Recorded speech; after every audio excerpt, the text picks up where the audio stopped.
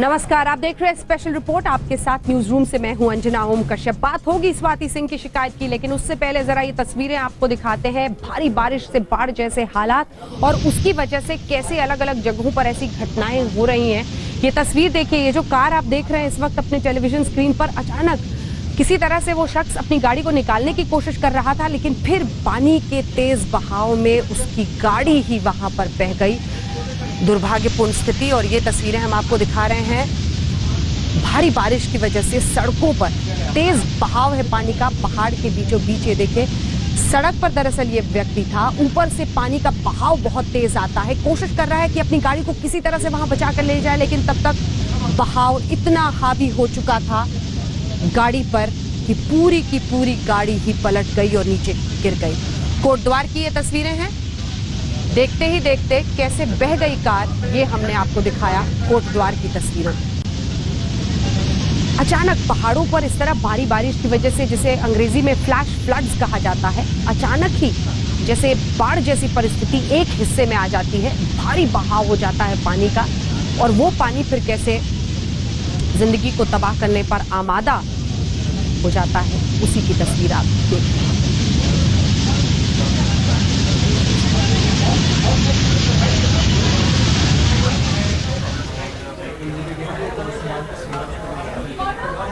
तो तस्वीरें हमने आपको दिखाई है कोटद्वार की, लेकिन अब बात दयाशंकर सिंह की करते हैं। दयाशंकर सिंह, मायावती के लिए जिस अपशब्द का इस्तेमाल किया उन्होंने, वो गलत है। लेकिन क्या दयाशंकर सिंह की पत्नी ने, उनकी बेटी ने, उनकी मां ने कुछ गलत किया? नहीं किया। और अगर नहीं किया तो बीएसपी के कार्यकर्ता सड़कों पर उतरकर क्यों कह रहे हैं कि दयाशंकर सिंह की बेटी को पेश करो? ये सवाल उठाया है स्वाति सिंह ने। जी हां, दयाशंकर सिंह की पत्नी ने।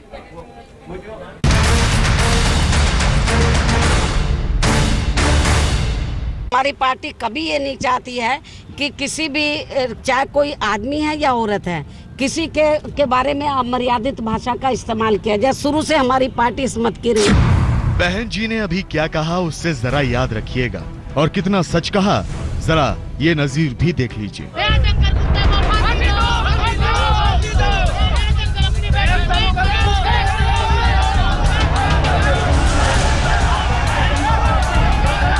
ये बीएसपी सुप्रीमो मायावती के सेनानी हैं, जिन्होंने गुरुवार को बहन जी के खिलाफ आपत्तिजनक टिप्पणी करने वाले नेता दयाशंकर सिंह की बहन और बेटी के बारे में जिस तरह के नारे लगाए, उसे सुनकर कोई भी शर्म से पानी पानी हो जाएगा।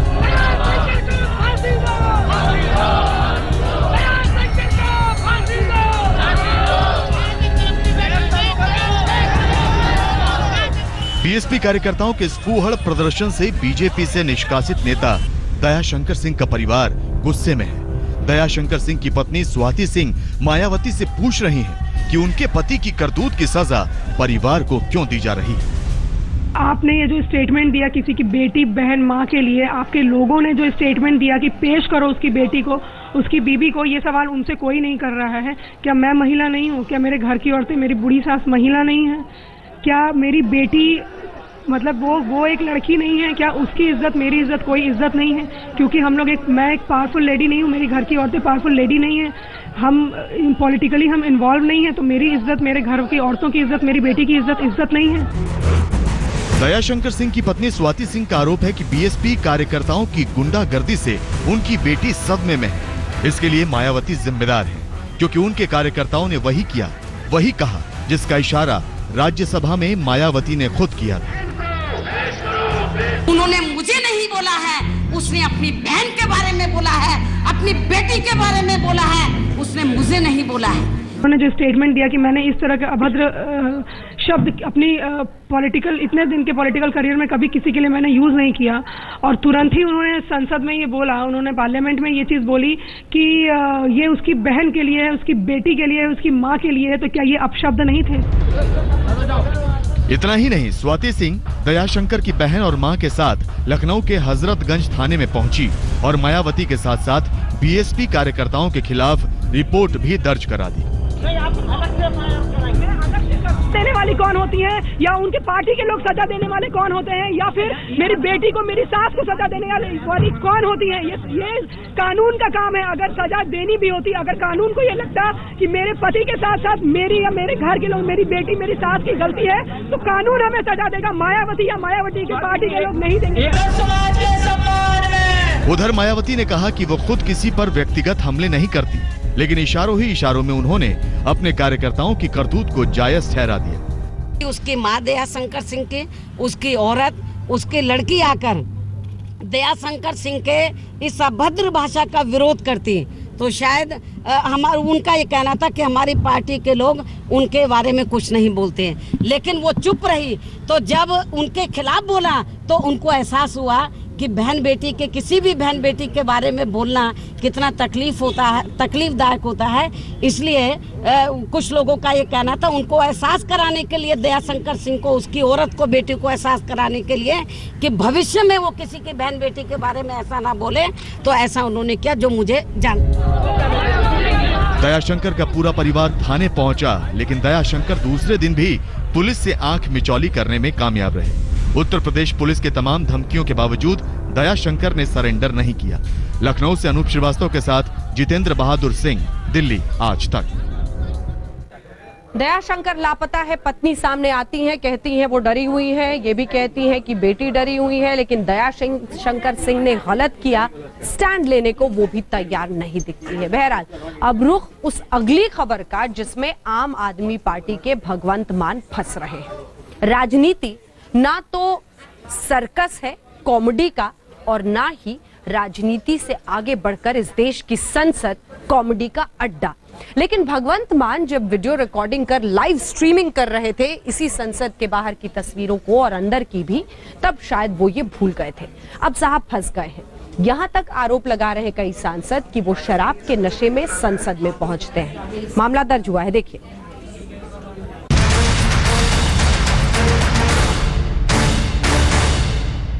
नवी चीज ਤੁਹਾਨੂੰ ਦਿਖਾਉਂਗਾ ਜਿਹੜੀ ਇਸ ਤੋਂ ਪਹਿਲਾਂ ਸ਼ਾਇਦ ਕਿਸੇ ਨੇ ਦਿਖਾਈ ਨਹੀਂ ਹੋਣੀ। ਮੈਂ ਅਕਸਰ ਕਹਿਣਾ ਹੁੰਦਾ ਆਪਣੇ ਭਾਸ਼ਣਾਂ 'ਚ ਕਿ ਲੋਕਤੰਤਰ 'ਚ ਲੋਕ ਵੱਡੇ ਨੇ, ਲੀਡਰ ਵੱਡੇ नहीं ਹੁੰਦੇ। लोकतंत्र ਦੇ मालक लोग ने।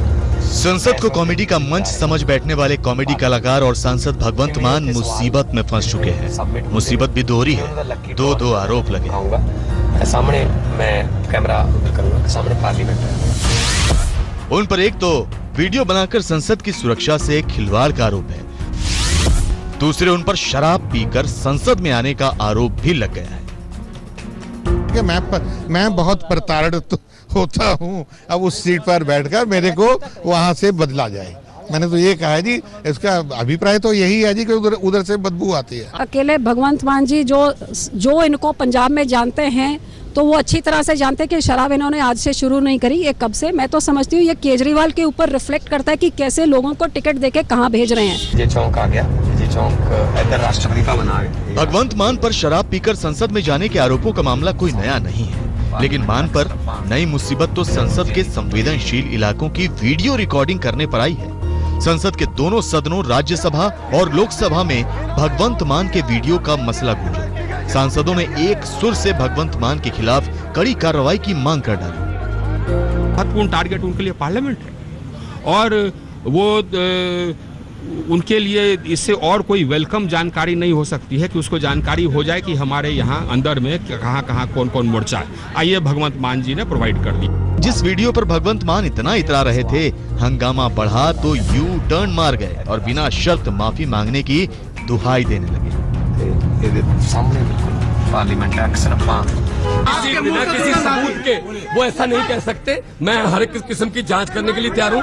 मैडम स्पीकर को मैंने आग्रह किया है कि अगर वो कोई कमेटी बनाएंगे, मुझे बुलाएंगे, मैं अपना पक्ष वहाँ रखूंगा। अनकंडीशनल माफी मैंने ऑलरेडी मांग ली है। सांसदों का कहना था कि भगवंत मान ने कोई छोटी मोटी गलती नहीं की थी, देश की संसद की सुरक्षा से खिलवाड़ किया है, लिहाजा एक्शन जरूरी है। लोकसभा अध्यक्ष सुमित्रा महाजन ने भी कह दिया कि इस गलती के लिए माफी काफी नहीं।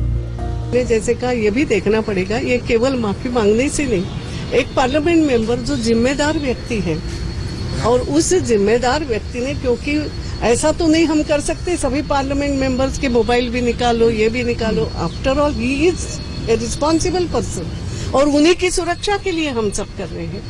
तो हमें ये सब कुछ चीजें सोचना भी पड़ेगा। लोकतंत्र के भगवंत मान के वीडियो से उठा विवाद आसानी से शांत होने वाला नहीं था। बीजेपी और शिरोमणि अकाली दल ने तो इस मामले को लेकर विशेषाधिकार हनन का नोटिस तक दे दिया। ये किसी से प्रेरित होकर के तो नहीं किया गया, और अगर ऐसा कुछ हुआ है तो इसके लिए समन भी मैडम ने उनको भेज दिया है, उनको पेश होने को कहा गया है और उनकी सदस्यता रद्द होनी चाहिए। होम मिनिस्ट्री चाहता है तो उसको संज्ञान में लेकर के कार्रवाई कर सकते हैं, लेकिन ये तो मामला सदन में आने के बाद वो एक प्रिविलेज का मामला हो जाता है, तो वो स्पीकर उस पर कॉल लेंगे। इस पर हम अलग से कुछ बोलेंगे तो वो सही नहीं रहेगा। भगवंत मान के खिलाफ एक्शन का फैसला अब लोकसभा अध्यक्ष सुमित्रा महाजन लेंगी। लेकिन भगवंत मान की मुसीबत सिर्फ यहीं तक नहीं है। संसद की सुरक्षा से खिलवाड़ के आरोप में सुबह तक शेखी बघार रहे भगवंत मान के तेवर संसद का कड़ा रुख देखकर ढीले पड़ गए। स्पीकर सुमित्रा महाजन ने भी कहा कि माफी काफी नहीं, क्योंकि मामला संसद की सुरक्षा से जुड़ा है तो कार्रवाई तो जरूर होगी। क्या होगी इसका फैसला वो अगले हफ्ते करेंगी। हिमांशु मिश्रा के साथ अशोक सिंघल, दिल्ली आज तक। बहरहाल कम से कम लाइव स्ट्रीमिंग के मुद्दे पर भगवंत मान ने आज पूरी तरह से माफी मांग ली है। अब रुख अपनी अगली खबर का करते हैं। देश की राजनीति दलित मुद्दे पर गर्म है और जब ये भट्टी इतनी तप रही है तो हर कोई अपना अपना हाथ सेकना पहुंच रहा है। राहुल गांधी बीते दिन गए थे, आज गुजरात के ऊना पहुंचे अरविंद केजरीवाल और खूब एक तरह से मोदी सरकार के खिलाफ वो बोलते हुए नजर आए।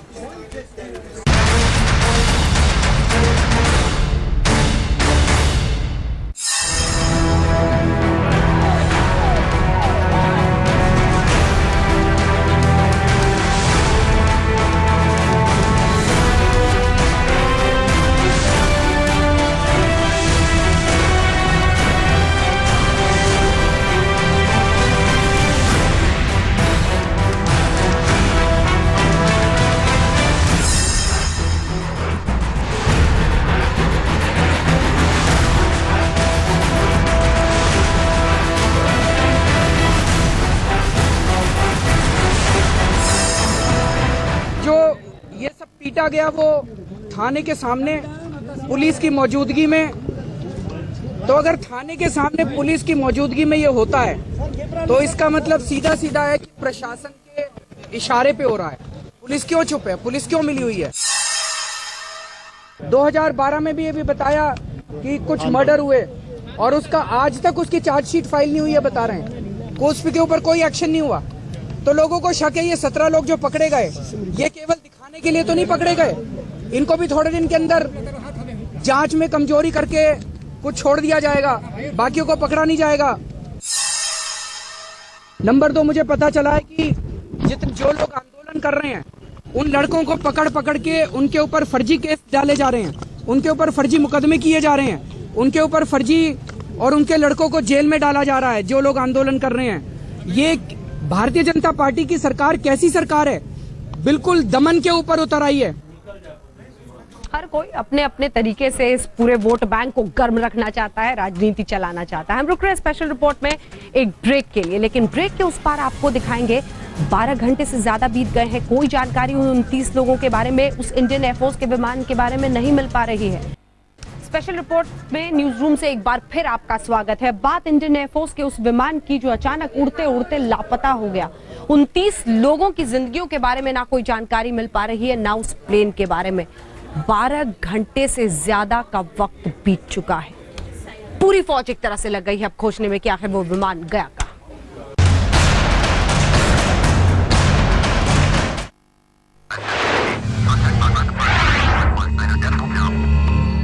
उड़ते उड़ते गायब हो गया हिंदुस्तान का हवाई जहाज। विमान में सवार 29 लोगों का भी कोई अता पता नहीं। टेक ऑफ करने के 16 मिनट बाद ही गायब हुआ प्लेन। समंदर के ऊपर से एयरफोर्स का प्लेन कहां गुम हो गया? नेवी, एयरफोर्स, कोस्ट गार्ड, सबके सब विमान को खोजने में जुटे। विमान की तलाश के लिए बड़ा सर्च ऑपरेशन।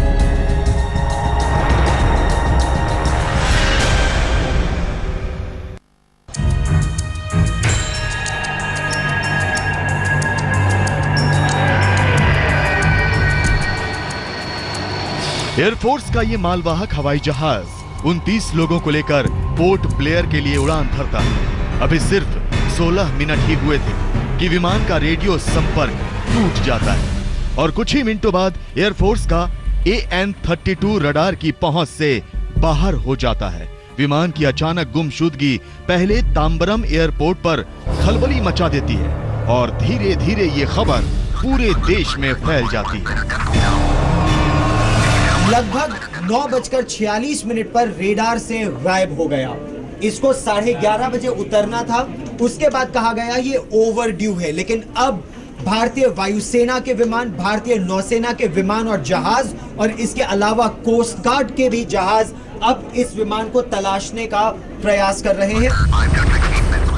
विमान में 6 क्रू मेंबर्स हैं, 3 एयरफोर्स के पायलट हैं, 3 नेवी के अफसर हैं, 8 और नेवी से जुड़े लोग सवार हैं, 2 कमांडो AN-32 में हैं, 6 लोग ऐसे भी हैं जो इमरजेंसी में प्लेन पर सवार हुए।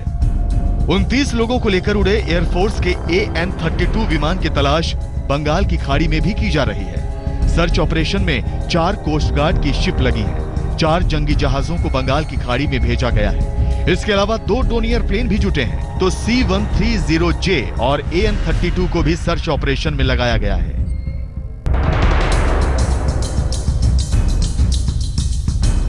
AN-32 रूस की टेक्नोलॉजी का विमान है। इसे भारतीय वायुसेना के सबसे भरोसेमंद विमानों में शुमार किया जाता है, लेकिन भरोसे की ये उड़ान उन तमाम लोगों के परिवारों के दिलों में धक धक पैदा कर चुकी है जिनके अपने इस विमान में सवार हैं। चेन्नई से पोर्ट ब्लेयर की हवाई दूरी तकरीबन 1367 किलोमीटर है।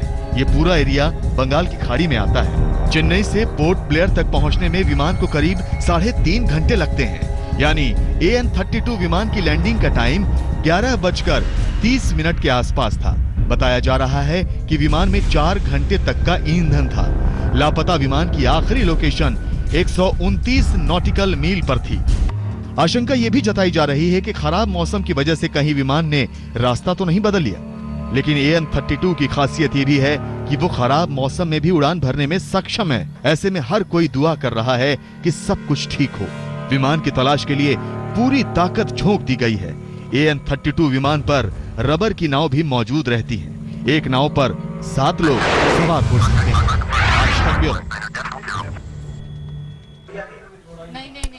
सर्च ऑपरेशन के कामयाब होने का इंतजार है इस विमान पर ताकि कोई जानकारी मिले। बहरहाल अगली खबर का रुख करते हैं। इंटरनेशनल सेक्स रैकेट जिसका भंडाफोड़ हुआ है। दिल्ली के एक फार्म हाउस से ये रैकेट चलता था। सरगना एक रिटायर्ड कर्नल। इंटरनेशनल, जी हां, विदेशी लड़कियां भी इसमें शामिल थी। देखिए,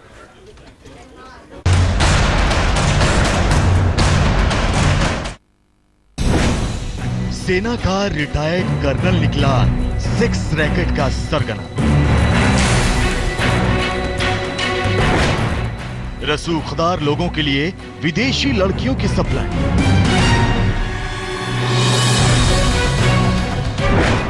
ग्राहकों में फौजी अफसरों के भी होने का शक।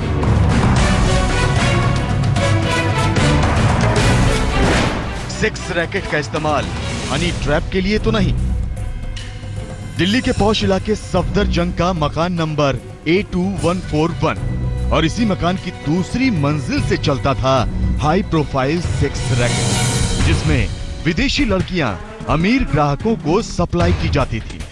इस केस में आरोपी PN सान्याल फिलहाल दिल्ली पुलिस की गिरफ्त में है। जिनके घर पर छापा पड़ा तो एक लड़की भी मिली, लेकिन सान्याल तो मोहरा था, आर्मी के रिटायर्ड अफसर अजय अहलावत का। तस्वीरों में नजर आ रहा यही शख्स अजय अहलावत है। अजय अहलावत उर्फ एली, जिसके अमीर और रसूखदार लोगों से रिश्ते थे। क्या नेता, क्या कारोबारी, क्या सरकारी अधिकारी और क्या cricketer. Retired colonel Ajay Ahlawat का दिल्ली के बिजवासन स्थित फार्म हाउस में हर किसी का आना जाना था। इस वक्त हम बिजवासन में मौजूद हैं। दरअसल ये जो आप देख रहे हैं रिसाला एस्टेट, ये जो प्रॉपर्टी है ये बताते हैं कि अजय अहलावत से बिलोंग करती है।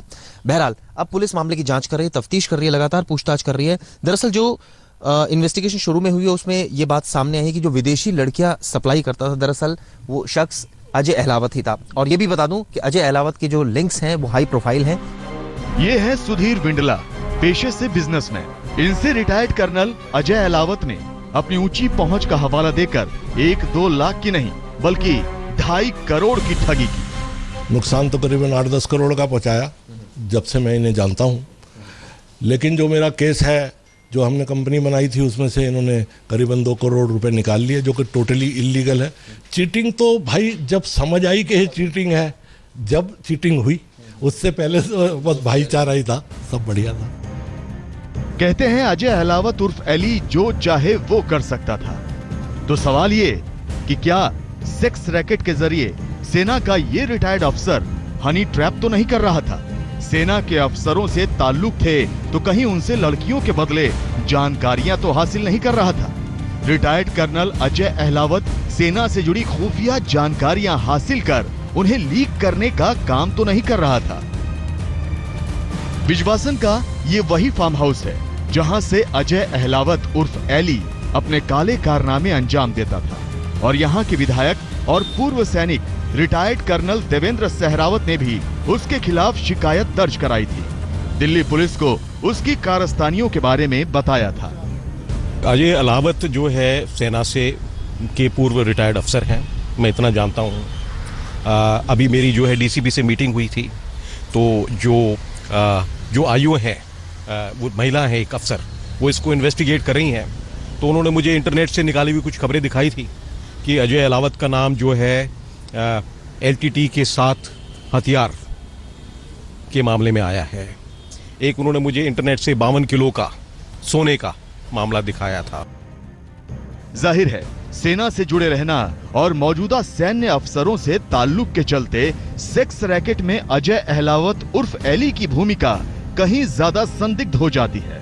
लिहाजा दिल्ली पुलिस फूंक फूंक कर कदम उठा रही है। शुरुआती तफ्तीश में अहलावत के खिलाफ चीटिंग के 3 मामले सामने आए हैं। चिराग गोठी, दिल्ली, आज तक। आईएसआईएस के कनेक्शन के आरोप में जाकिर नायक का एक साथी गिरफ्तार किया गया है। दरअसल जाकिर नायक के पीआरओ पर यह आरोप है कि उसने एक केरल की लड़की को उकसाया कि वो आईएसआईएस में शामिल हो जाए। तो क्या जाकिर नायक का ये साथी वाकई आतंकी बनना सिखा रहा था?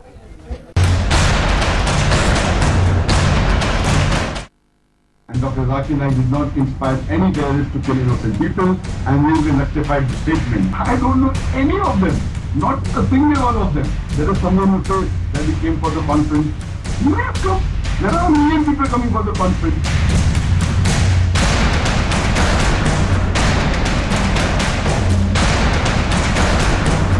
बांग्लादेश में आतंकी हमला होता है। 6 आतंकी 20 बेगुनाहों की जान ले लेते हैं। इस हमले के बाद खुलासा होता है कि ढाका हमले में मारे गए 6 आतंकियों में से 2 आतंकी निब्रास इस्लाम और रोहन इम्तियाज जाकिर नायक से इंस्पायर थे। वो जाकिर नायक की स्पीच सुनते थे। इसके बाद इंटेलिजेंस एजेंसियां जाकिर की स्पीच के टेप खंगालने शुरू कर देती। जाकिर नायक प्रेस कॉन्फ्रेंस के जरिए अपनी सफाई पेश करता है, लेकिन अब जाकिर नायक का साथी गिरफ्तार हुआ है। महाराष्ट्र एटीएस और केरल पुलिस ने किया गिरफ्तार। जाकिर नायक का पीआरओ कुरैशी नवी मुंबई से गिरफ्तार। अर्शी कुरैशी पर आईएसआईएस से जुड़े होने का आरोप। कुरैशी पर केरल की एक लड़की को आईएसआईएस में भर्ती कराने का आरोप। अर्शी कुरैशी जाकिर नायक इस्लामिक रिसर्च फाउंडेशन से जुड़ा हुआ था। केरल पुलिस और महाराष्ट्र की एंटी टेररिज्म स्क्वाड की साझा कार्रवाई में कुरैशी को गिरफ्तार किया गया। केरल पुलिस को अर्शी कुरैशी के बारे में कुछ अहम जानकारियां मिली थी। केरल के 25 साल के एबिन जेकब ने कोच्चि पुलिस को बताया था कि उसकी बहन मेरिन उर्फ मरियम अपने पति बेस्टिन विसेंट के साथ लापता है। एबिन ने बताया कि उसे जबरन इस्लाम में कन्वर्ट करने की कोशिश की गई और उसे आईएसआईएस में भर्ती होने को कहा गया। जाकिर नायक की इस्लामिक रिसर्च फाउंडेशन का कहना है कि ये सब कुछ साजिश है। तो ये कुछ नहीं, ये कंस्पिरेसी है। किसी तरीके से डॉक्टर जाकिर नाइक को या इस्लामिक रिसर्च फाउंडेशन को जो किसी तरीके से घेरे में ले जाने की कोशिश की जा रही है, बल्कि हमारा और डॉक्टर जाकिर नाइक का ये स्टैंड हमेशा रहा है कि इस्लामिक जो आइसिस जो है, it is an anti Islamic state of Iraq and Syria. हम आपको बता दें कि केरल से 21 लोग लापता हैं। ये भी संभावना जताई जा रही है कि ये लोग बगदादी के संगठन ISIS से जुड़ चुके हैं। अगर अर्शी के बगदादी के संगठन से जुड़े होने की बात कंफर्म हो जाती है तो जाकिर के संगठन से जुड़े किसी शख्स की ये पहली गिरफ्तारी होगी। मुंबई से वीरेंद्र सिंह गुनावत के साथ आज तक ब्यूरो। इसी के साथ स्पेशल रिपोर्ट में न्यूज रूम से इतना ही, लेकिन देश दुनिया की बाकी खबरों के लिए आप देखते रहिए आज तक।